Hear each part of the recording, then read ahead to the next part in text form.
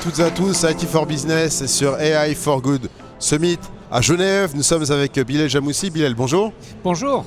Bilal, vous êtes directeur adjoint de la normalisation à l'IUT et cofondateur de AI for Good. Alors avant de rentrer dans le vif du sujet, Bilal, rappelez-nous ce qu'est l'IUT. Alors l'IUT, c'est l'agence spécialisée des Nations Unies pour le numérique. Elle existe depuis 161 ans. Ça nous permet de nous connecter, de communiquer en toute sécurité à travers le monde. Et l'IUT est également l'Organisation des Nations Unies qui a lancé AI for Good en 2017 pour voir comment l'IA peut accélérer le développement vers les objectifs de développement durable. Bon, vous avez vu la bonne vue en fait. 2017, c'était il n'y a pas si longtemps, mais l'IA n'était pas du tout au niveau où elle est aujourd'hui. Effectivement, c'est l'aspect unique dans l'IUT que nos membres sont non seulement les 194 États membres, mais nous avons également 1000 universités et entreprises privées qui développent les normes internationales chez nous. Et c'est à travers cet écosystème qui est multidisciplinaire qu'on a pu voir que l'IA était dans un état de maturité qui permet à résoudre les grands problèmes du monde comme la santé, l'éducation, l'agriculture. Et on a lancé AI for Good en 2017 avec à peu près 400 personnes et chercheurs, entreprises et membres des Nations Unies. Aujourd'hui, on a 12 000 personnes qui sont enregistrées, 10 chefs d'État et de gouvernement qui sont présents, à peu près 170 ministres et régulateurs de télécom. Donc vraiment, on est très ravis d'avoir ce écosystème multidisciplinaire ici à Genève. Alors vous ne voyez pas, hein, je le dis devant la caméra, mais autour de nous, il y a les stands du Japon, il y a le Kazakhstan pas très loin, il y a vraiment beaucoup de pays qui sont présents. Vous parliez, Bilal, effectivement d'internationalité, d'interdisciplinarité. On sait qu'aujourd'hui, la question de normes est une vraie problématique. On manque de normes. Quels sont les principaux manques, justement, qui ont rendu nécessaire la création d'un focus group qui va être une des grosses actions d'AI for Good Summit cette année? Voilà. Bon, commençons tout d'abord avec notre identité numérique. Lorsqu'on est en action sur Internet ou sur le réseau, on a un identifiant numérique. Par exemple, votre numéro de téléphone vous permet d'être identifié par votre banque, votre docteur. On vous envoie des SMS. Comme ça, on identifie bien que c'est vous quand on parle avec vraiment Thomas. Si on est sur des emails, on a une adresse email avec un identifiant qui identifie notre personne physique. Aujourd'hui, lorsqu'on introduit l'intelligence artificielle avec des agents qui agissent en notre nom, ces agents de l'IA n'ont pas un identifiant et ils n'ont pas un cadre d'action qui est bien défini.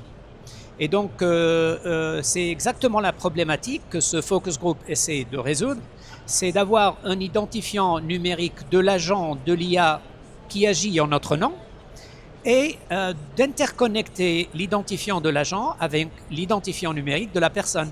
Et comme ça, lorsque l'agent peut-être, par exemple, veut faire une réservation d'un voyage, qui va réserver un hôtel, réserver un billet d'avion, etc., il faut que l'action de cet agent soit bien identifiée, bien cadrée et qui est liée à la personne qui a initié cette action. Là, vous parlez effectivement de l'identification, mais le deuxième point que vous abordez est vraiment celui qui inquiète l'entreprise, notamment en France, c'est de s'assurer que l'agent fait exactement ce qu'on lui a demandé de faire. Comment est-ce qu'on vérifie cette partie-là qui est essentielle? Voilà.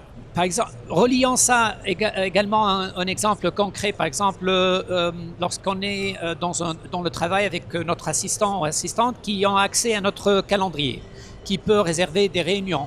Donc, le champ d'action est bien défini. Ils ont accès au calendrier, ils peuvent ajouter des réunions, les supprimer.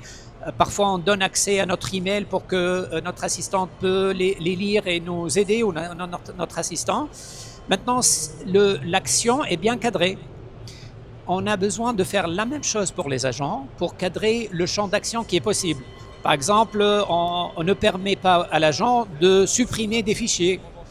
On ne permet pas à l'agent de faire des transactions monétaires au-delà d'une somme précise. Tout cela nécessite des normes et des politiques d'implémentation de ces normes pour que l'agent uniquement agit dans le cadre qui a été défini par la personne qui gère cet agent.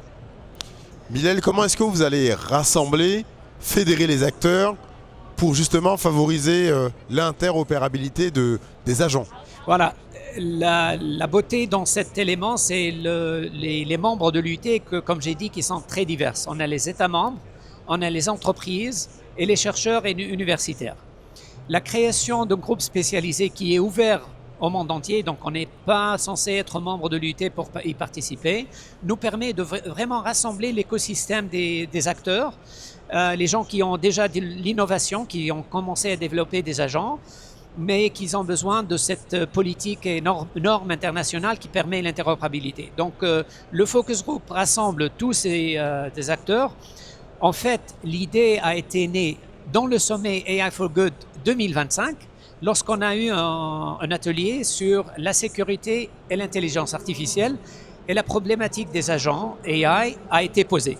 Et depuis l'année dernière, on a commencé à rassembler les acteurs dans des ateliers bien spécifiques, en invitant les entreprises, les universitaires, les États membres qui travaillent là-dessus, pour bien cibler le champ d'action qui est nécessaire.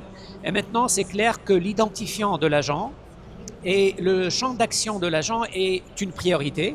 Et c'est pour cela que ce focus group est bien habilité à rassembler tous les acteurs pour développer les normes qui sont nécessaires. Une dernière question, Bilal. On voit que certaines zones, l'Europe notamment, a construit l'IA Act dans l'idée de proposer une seule voie, un seul standard. Comment est-ce qu'aujourd'hui, justement, avec des groupes comme le vôtre, on peut construire des standards suffisamment robustes qui vont également suivre la très rapide progression de l'IA, finalement poser un cadre tout en restant flexible? Oui. Écoutez, l'UT a l'expérience de développer les normes internationales. Aujourd'hui, j'ai parlé de l'identifiant du numéro de téléphone qui est utilisé par 9 milliards de téléphones mobiles. Rassembler ces acteurs ensemble nous permet d'agir très rapidement et de ne pas avoir des fragmentations régionales ou nationales de normes, mais au lieu, on a une seule norme internationale qui rassemble tout le monde. Et l'action rapide vient non seulement avec les textes qui sont publiés par ces commissions d'études et ces groupes spécialisés, mais également l'implémentation dans les open source, dans les codes libres de logiciels, qui permet une accélération de développement et permet aux États d'accéder à ces normes d'une manière très rapide. Merci beaucoup, Bilal. Merci à vous. Merci Thomas. Merci Nzar Suivi, à bientôt.